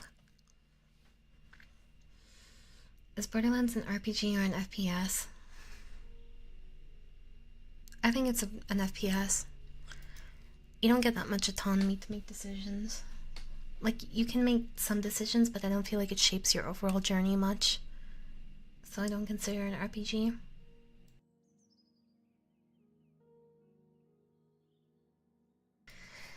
Could you read us the entire US Constitution in Canadian though? I feel like I should have just done like a ramble ASMR or something, because I can talk a lot, especially about things that I enjoy. I'll put myself to sleep. You should have an entire RPG talk stream, even if it's not ASMR. That'd be fun. I feel like even if I wasn't like speaking really softly like this, it would still be considered ASMR to people. RPGs, what made you want to get into voice acting? I'm not sure actually. I think I was just naturally drawn to acting. I think it was probably like anime or something, but I'm not sure what anime. You know, it's funny because I've thought of that a couple times because people have asked me, hey, what made you want to get into like voice acting? And it was just kind of something like I've always enjoyed. I don't know, I think I admired the performances that people could put on, especially with just their voice.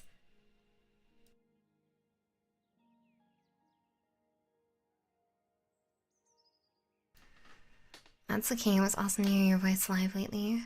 I just got done working 40 hours in 5 days. Hey, thank you for the hard work. I hope that you're not tiring yourself out too much. The Canadian Constitution or something. You want me to read something Canadian? Let's see.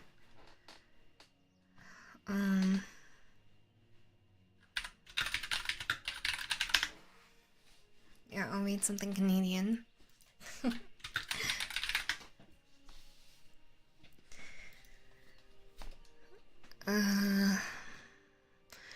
Au Canada, terre de nos aïeux, ton front est sang, de fleurs en glorieux.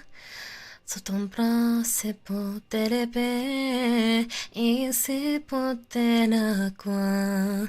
Ton histoire est une épopée, tes plus brillants exploits.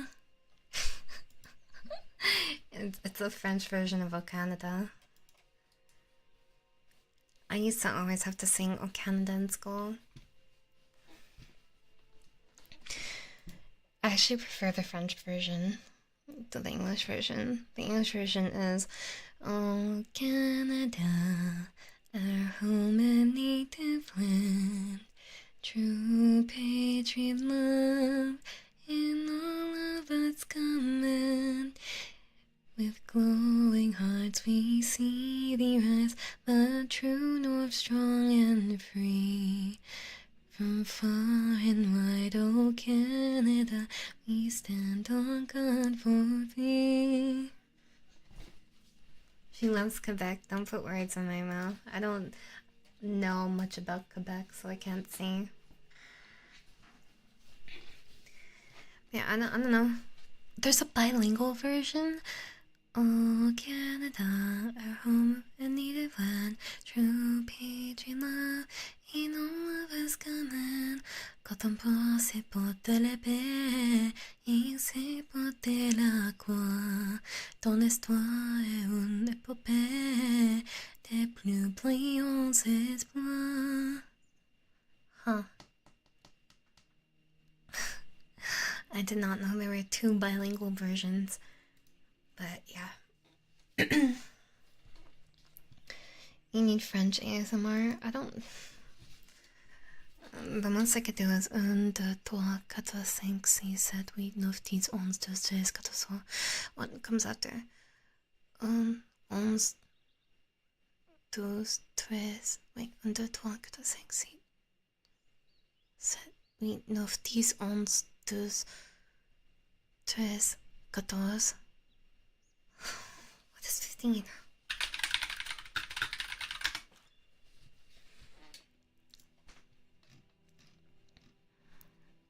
C'est 1, 15, 16, 17, 18, 19, 20, 20, 21, 22, 23, 24, 25, 26, 27, 28, 29, 30.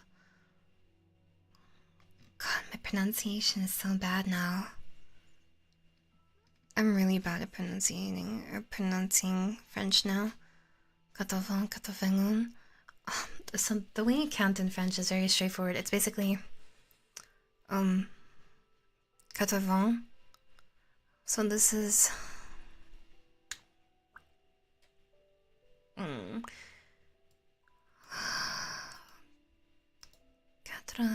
It's 4 20s basically. So 81 is 4 times 20 plus 1. So it's 81, I think. It's weird. I used to be good at this, now I'm not. Well, the pronunciation, I was never good at understanding the grammar.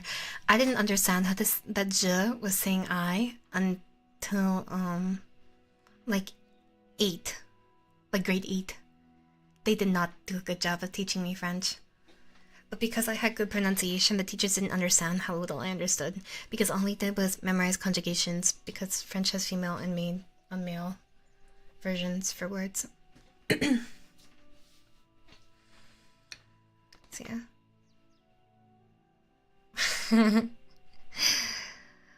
Mon français est un mauve.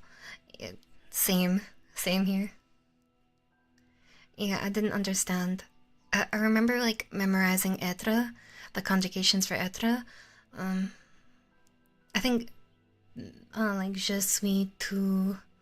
Yeah, I already forgot. Let's see, conjugations for être. Je suis, tu es, il est, elle est. On est. See, now looking back, French was much easier than the other languages I'm learning now. J'étais médecin. Étudiant. Tu étais étudiant. Ils, ont été. I don't know how to say this. Pucelle, I think. Nous étions fatigués. Vous étiez toujours ici. I don't remember any of this. I don't remember. Do you know any Latin songs? I actually wanted to take Latin in high school, but I couldn't. So, unfortunately, no. Maybe if I took Latin in high school, I would have been able to. No. A Latin song, alas. I mean, on the bright side, if I ever want to practice reading anything in French, right, I just look at anything I have, because anything is written in French, basically. Ingredients: champignons, amidon, de mise, modifié, crème, le crème, I'm guessing this is milk, cream. What was it? Yeah, it's milk, cream. Amidon de mise. I don't know how to spell this. How do you pronounce this? H-U-I-L-E. De canola. Cinnamon. Sel. Sel is salt, I'm pretty sure. Poudre de lactose serum. What is this, chicken? No, that's poulet. Sodium phosphate.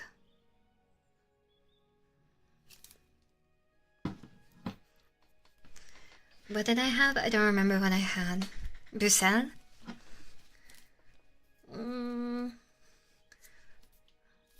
Wait, there's... Oh, there is. This is for my soup can. Weed? Oh, okay. Que vous maniez. It's M-A-N-G-I-E-Z. Maniez. Chez nous, chez vous, importance.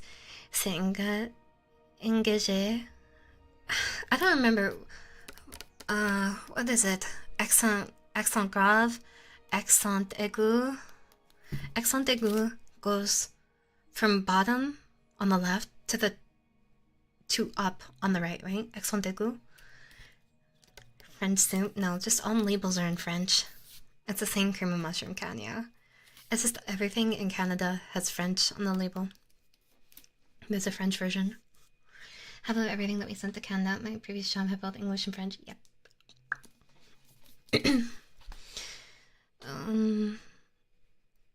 Engagé en vous offrir les services que vous aimez et la qualité à laquelle vous attendez. The thing is, sometimes you pronounce certain consonants in French and sometimes you don't, and it's really confusing to me when you do and don't. Wait, that's basically English. Accent circumflex. Is that the triangle one? That's the triangle one, right? I think.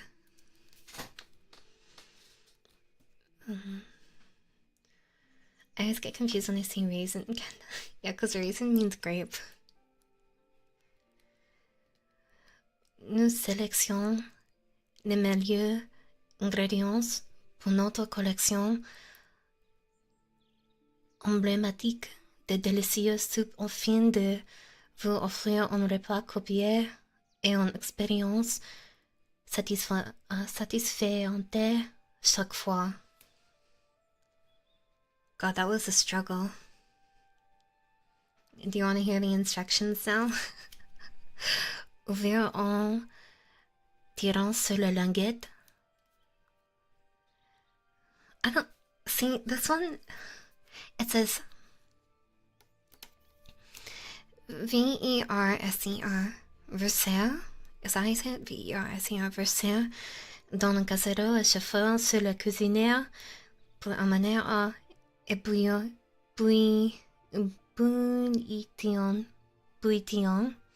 I don't know that one. It is now a French dream. A French dream where I'm reading a can of soup. Let's see. Should I learn French, guys? Les produits peuvent aussi être chauffés au four à micro-ondes de 2 à 4 minutes dans un bol allant au micro-ondes. The fuck? Micro-ondes. Oh, okay. I think it's because... Would it be... So, micro-ondes. I guess that would be like minute. It's a soft tea, so it's ébullition. Ébullition? I think.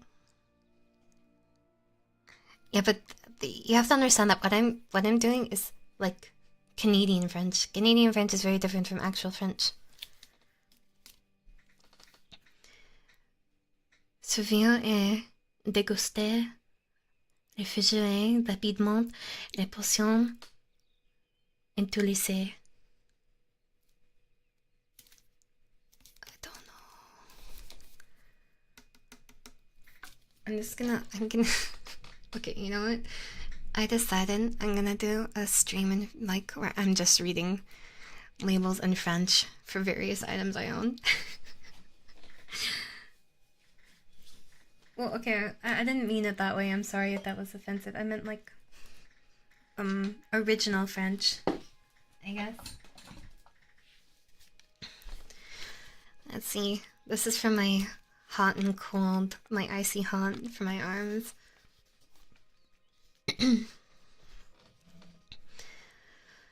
Procurer un soulagement temporaire de douleur, I think, articulaire and musculaire, léger douleur. Okay, see, I'm really bad with T's in French. How do I say this? L''ARTHRITE. That's right? That doesn't sound right. Lathrit?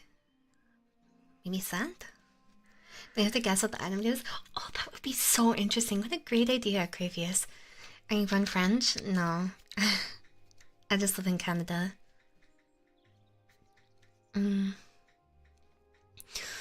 Au mot de dose ordinaire et en foulure et en tous. I don't know how to say this. ENTROSES. Once more, please, the word I don't get. L''ARTHRITE.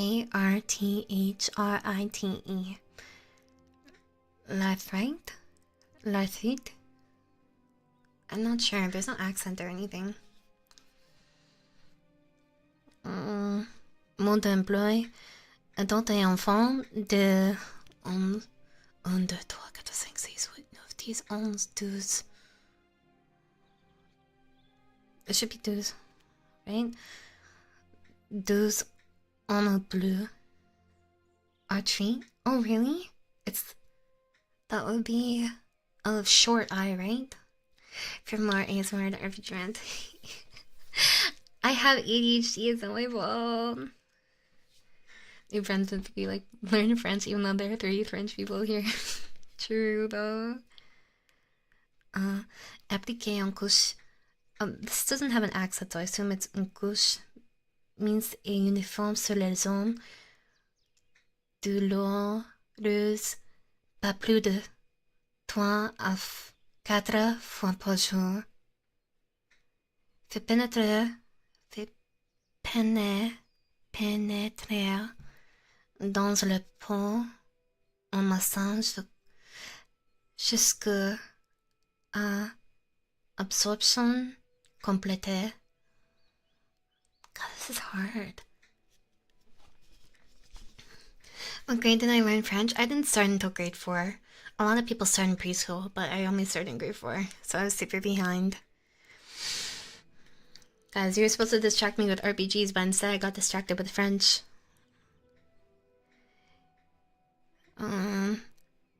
Refermez bien le capuchon quand tu veux le bois. Garde l'enseignement. How do we sing this? RENSEIGNE. Mon. How?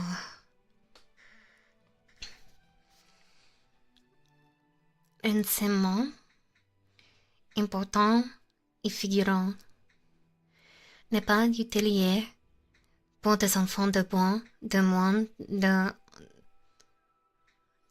12 ans. So I think the last one is saying do not use this unless if your child is under 12, because moins is minus and 12 ans is 12 years.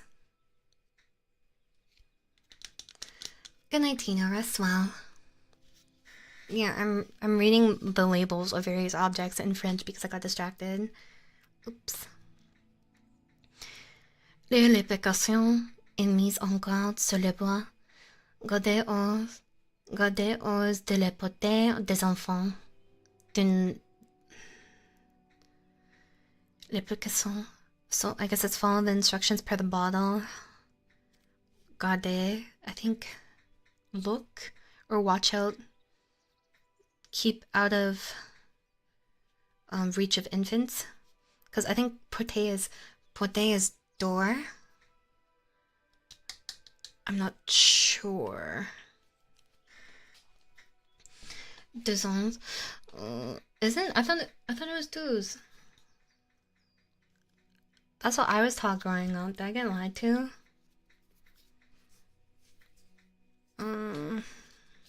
But yeah, that is this label. For icy, hot, effective pain relief. What is your native language, Fanny? I don't think I would do it justice. Garder hors de portée means keep out of reach. Oh, okay. What does portée mean again? I thought it meant door or window. Because some of this is pretty literal. At least, like, I remember, like, keywords from my childhood, but not that many. I don't know what it is. I think I ran out of labels, guys. Oh, there's this label for my air conditioner. Well, it's not like I haven't plugged it in. My mom got it for me, so I haven't used it yet. Let's see. Is there no French? Wow, they didn't include a French part. Probably because this is purchased on Amazon. It's just in English. Oh, port is door, portée is reach. Interesting.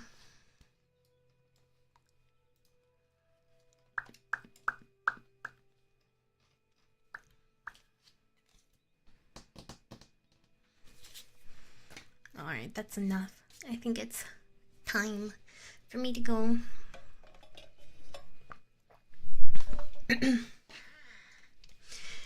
More scripts? I didn't read any scripts though.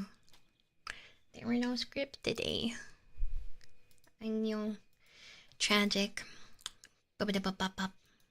Skiddy-boop-bop-bop.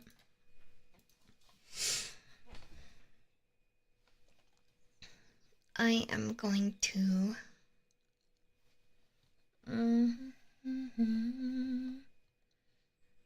Spanish. Spanish isn't that different from French. Let's see. Spanish.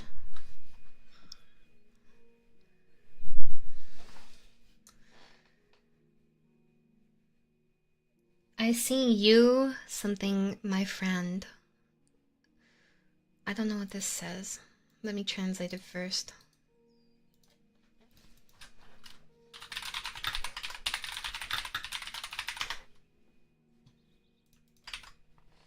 Oh. Tu seras toujours mon ami means you will always be my friend. Man, that's kind of cringe, bro. I mean, what is something in Spanish? Spanish and French are very similar, so I don't feel like it would be that hard to learn to pronounce. Give me something in Spanish to say and I'll try. I don't know how good it'll be, which is funny because I'm actually part Spanish. You can't rule ours. It's not that hard. You just need to practice. Hold on, I'm gonna translate first because I don't trust you guys. Can you blame me? You wouldn't trust you.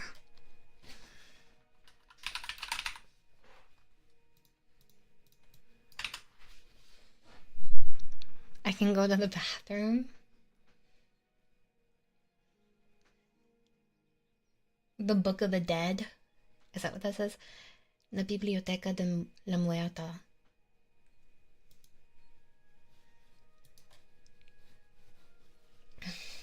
What is this? Puedo ir al... How do you say this? Ir al baño. I don't know.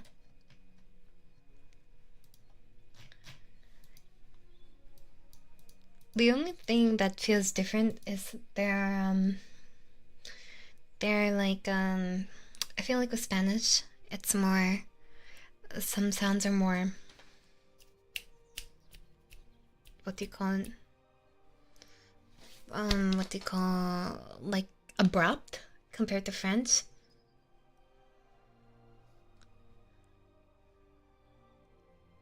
If that makes sense, at least for my interpretation. I don't read. I'm not fluent in either language though. But okay, I'm done. I'm leaving. I want to play Diablo. And I have stuff to do that I don't want to do, but I will eventually do. What does this one mean? Wait, let me read this one first. God damn it, stop distracting me. I'm trying to leave. He gave me an heirloom Medion. No, I keep reading everything like it's French. Me dieron una flecha en la rodilla. How do you say this? Let me mute my desktop audio for a second. Oh yeah, okay, the syllable usage is different. Me dieron una flecha en la... Wait, how do you say this one? En la rodilla. Oh. The pronunciation is similar to Japanese. Oh, syllable-wise? I heard that actually from some people. Alright, ladies, I'm gonna go to... I gotta go to Discord and play Diablo after this. I'm gonna read myself first, though. Okay, one sec. Dun dun dun dun.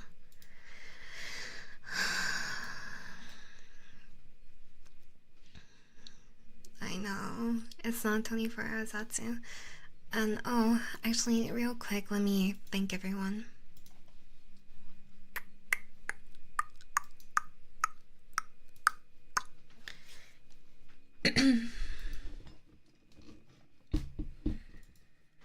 Alright,